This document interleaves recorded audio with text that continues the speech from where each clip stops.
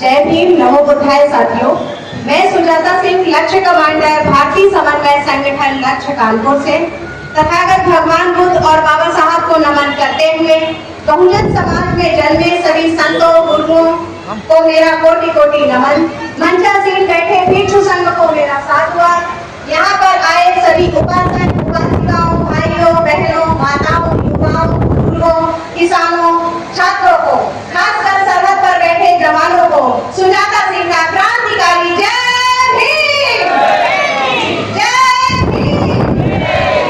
जैसा कि आज ये वर्षावास समापन और धम्म दीक्षा का कार्यक्रम है, तो मैं 2 मिनट में ही अपनी बात को खत्म करूंगी। हमारी सीनियर बहन लक्ष्य कमांडर संगीता गौतम जी ने अपने बेहतरीन विचार यहाँ पर रखे हैं। हमारे देश विदेश से आए भंडेरी लोगों ने भी अपने विचार बेहतरीन तरीके से रखे हैं। मैं कम शब्दों में अपनी बात को खत्म करूंगी। जैसा कि महान सम्राट अशोक ने कलिंग युद्ध के बाद बौद्ध धर्म को ग्रहण किया और 84 लाख स्तूप भारत के साथ साथ आपने देखा है, इसका जीता जागता उदाहरण है महाबोधि स्तूप और सारनाथ का स्तूप।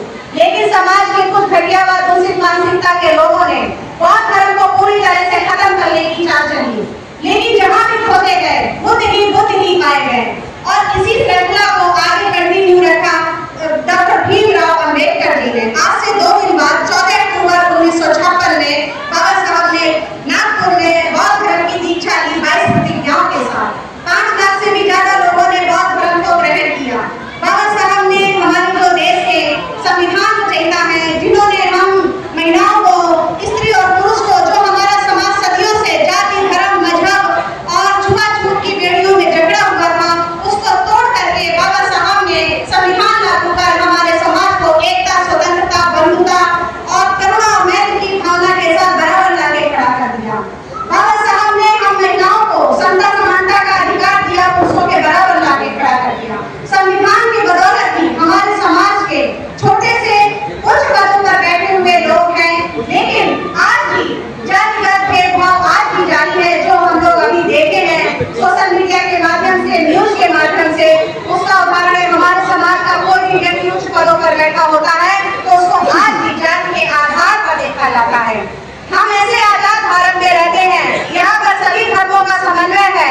आज हम कुछ भी है तो सिर्फ और सिर्फ हमारे मसीहा एक ही है, वो है बाबा साहब। और इसी बाबा साहब को जिंदा रखा या उनके कारनामा को आगे बढ़ाने का काम किया श्री मानवता काशीराम साहब ने।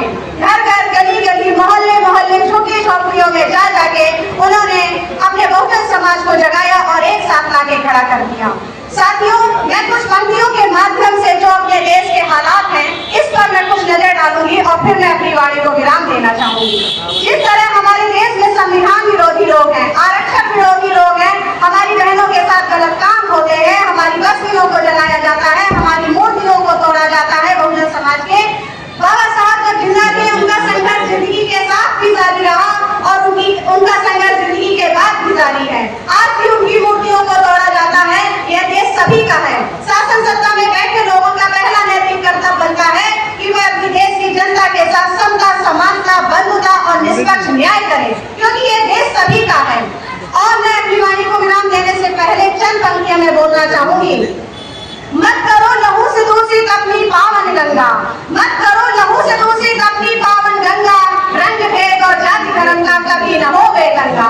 राष्ट्र धर्म को मत भूलो, लहरा दो गगन तिरंगा और मानवता का पाठ पढ़ाओ, सत्य करो मत नंगा। उठो जवानों आगे आओ, तुम हो देश किसान, यही है भारत देश और बौद्ध धर्म इसकी पहचान, बौद्ध धर्म इसकी पहचान। नेताओं के नारों से अब रोटी नहीं चलेगी, कसमें झूठे वादों की अब हवा नहीं बहेगी। हर व्यक्ति हो शिक्षित, हाथों से कलम चलेगी और भक्ति शक्ति की धारा भी अब एक समान बहेगी। अमन और चमन के लिए हो जाओ बलिदान, यही है भारत देश और बौद्ध धर्म इसकी पहचान, बौद्ध धर्म इसकी पहचान। हिंदी भाषी हम हैं, यह भारत देश हमारा, कल कल बहती रहती है गंगो जलज की धारा। सारे जहां से अच्छा यह भारत देश हमारा, याद करो शेखर सुभाष का इंकलाब का नारा। इनसे लेकर सागर तक मानो स्वर्ग समान, यही है भारत देश और बौद्ध धर्म इसकी पहचान, बौद्ध धर्म इसकी पहचान। साथियों, मैं सिर्फ इन पंक्तियों से यह समझाना चाहती हूँ, हमारा समाज एकजुट रहे, एक साथ रहे, एक साथ आगे बढ़े।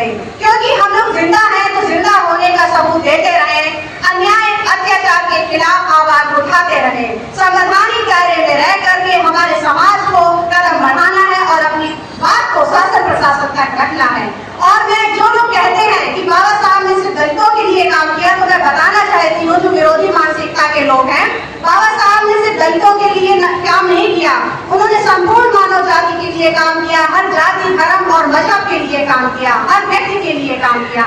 बाबा साहब के सम्मान में उनके लिए संविधान के ऊपर 2 पंक्तियां बोलूंगी और मैं अपनी वाणी को विराम देना चाहूंगी कि संविधान नहीं कोई माटी